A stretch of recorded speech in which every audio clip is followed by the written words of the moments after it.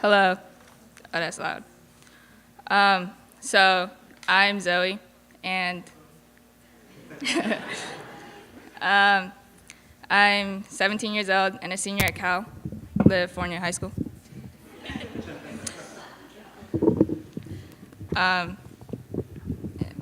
Okay. Being born in a Christian family sounds nice and peaceful, but my life was far from that. Yes, I have a loving family, but the real struggle came from society itself. Growing up, I was always different, and I still am. I mean, just look at me. I don't have long hair like the other girls. I don't wear dresses. I don't talk like others. I don't have spectacular grades. I'm different. Being an outcast has been embedded in my life. Even in elementary school, I was an outcast. Going to a private Christian school, wearing a uniform, and growing up with the kids since kindergarten and some even preschool meant nothing. Yet throughout this time, I still considered myself a Christian because I didn't know what else to be. I suppose it was the only way to somewhat fit in.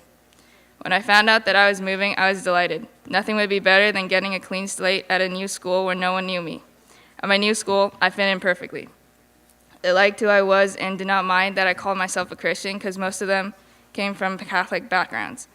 There I met many acquaintances and friends, and I thought that life would get much better from then on, but I was way wrong.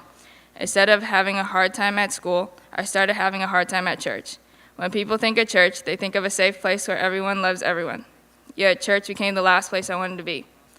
The commute to church was one thing, but the community was another. I felt even worse than I had being an outcast at school, and the eyes of fellow Christians were piercing through me as I walked into church every Sunday.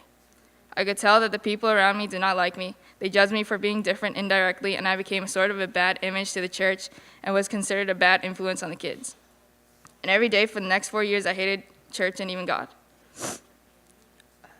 When high school came, that was when I realized how depressed I was for not having anyone to turn to, even though I knew God was with me. Moving from a private to a public school was a drastic difference, since that meant I had stepped out of my little Christian bubble. I began to really experience the things I would have never known if I had stayed in my bubble. I threw God away to have fun, hung out with many acquaintances, and had become exposed to the various temptations in life. In other words, I hung out with the bad kids. But living in such a privileged neighborhood, these kids were not actually bad in the sense of schoolwork, but by the things they did outside of school. So I twisted my view and pretended it was okay to hang out with these people. I mean, they go to church and fellowship sometimes too, so why would God not like that? But as the days went on, I could never find a purpose in life. I was always feeling like I was missing something, but always remembered to keep a smile on my face. I lived life with a mask on, and every day became a burden for me to get out of bed. I had pushed God out of my life and was literally killing myself. But as I started going to BAF, I slowly opened my heart and eyes to God. I had wonderful counselors and friends around me telling me how much they love me and how much God loves me. Coming back to camp allowed me to see what I couldn't see when I was so depressed. I started to notice the little things, like how my main friend group consisted of mostly Christians, and my mom had not been forcing me to listen to the Christian radio, but I had been turning it on subconsciously. I saw the people at Edge really cared for each other and loved to see each other grow as a community. The whole time I had pushed God out, he had been trying to talk to me. He was trying to show me that although I may have broken out of my Christian bubble, he's still there beside me. There's not one moment that he's not with me and watching over me. After accepting God back into my life, he opened many doors for me.